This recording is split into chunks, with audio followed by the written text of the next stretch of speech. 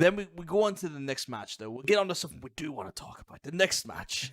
And I'm going to let you take this because I know you've been much excited by this match. You want to take us through the match? Oh yeah, we have a Falls Count Anywhere match. Young Bucks versus Butcher and the Blade. Do I need to remind you how much I love the Butcher and the Blade? You know what? I want to throw this out there. I want Butcher's attire to be that apron going forward.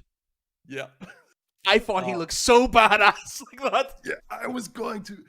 I had like this whole 5-minute speech about his attire. My apologies. I'm sorry I took that away. No, you're great. It starts interesting. It's a Falls Count Anywhere match, but the Bucks are like, we don't want to stop this in the ring. We're gonna look for the Butcher and the Blade backstage, and they walk into this kitchen-like area, and the Butcher and the Blade stand behind the table, and they're actually butchering some meat. And like you said, the Butcher is he's not wearing a shirt; he's just wearing this grand apron, and he looks like the baddest SOB in the house. Like it's amazing. I just love how those guys look. I just want to be friends with them. I just want to hang out with them because then other people will think I'm cool too. So just and yeah, Young Bucks challenge them. Butcher and the Blade are okay. Wait a moment, and they wash their hands. That was amazing. And yeah, we get into a spot fest of a match. Yeah, street fight definitely. They Matt Jackson hits them with slabs of meat. Yeah, he does. I was like, what are you doing? Just pounds of ground beef just being thrown at them, and I'm like, well, I guess that makes sense somewhere. They brawl into the backstage area of Daly's place. And I just have to compliment Tony Khan for this building because it's a great background for such not backstreet fights, like backstage brawls. That's the word. Like you have all those wide open areas. There's different little food courts and stuff like that. Lots of variety. Lots of cooking trays to hit people over the head with. One of the great spots is when they pick up Nick Jackson and they throw him into the door of a truck with his image on it. It's amazing. I thought that was great. And of course, right before they went to commercial, the Bucks stereo super kick the Blade onto an escalator. He rides the escalator upwards. I saw that. I was laughing. I was like, what is going on with that? I was hoping as soon as we came back from commercials, he would be on the downwards escalator, riding down. Another super kick back on the upwards escalator.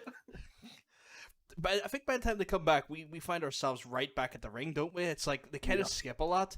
One thing I did notice is like, and this is just a side note, see when they do the senton from like the bar to the table, that spot there, I saw the prices of those drinks, and they did not look cheap.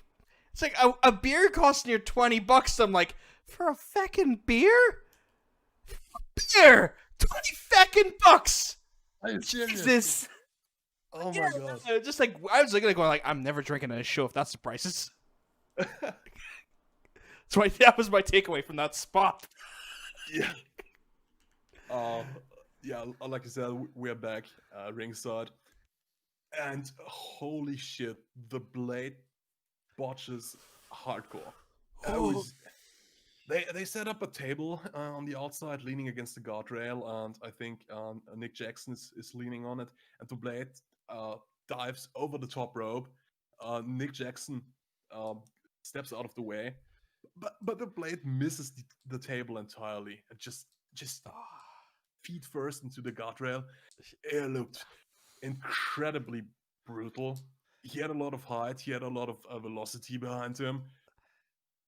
That he was able to move after that was amazing. I said he had a lot of S word on that landing.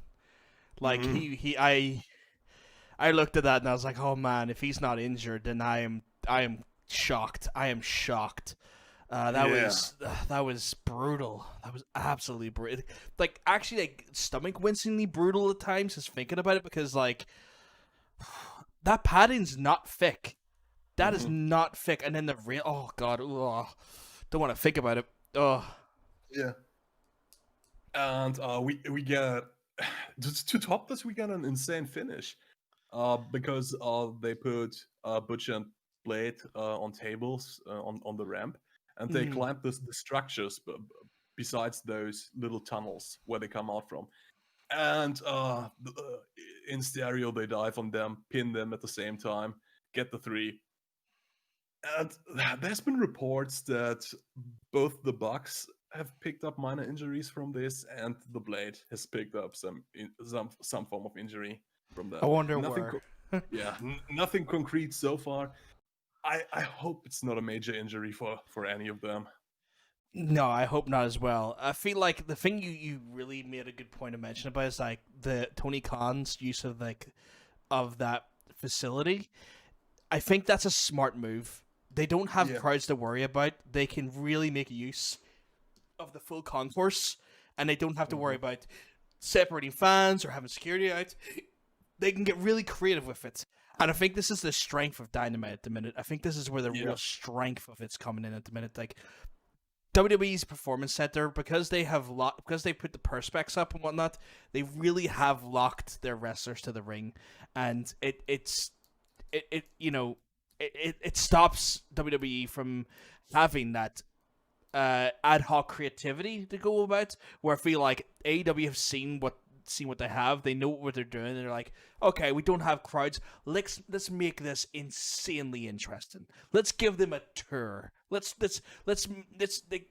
don't want them seeing no crowds at the ring. Let's see them fucking go up escalators, jumping off bars, hitting off trucks. Let's give them a tour of the world. And I think it's really smart. So it's a good point you hit upon there. Really good point. Yeah.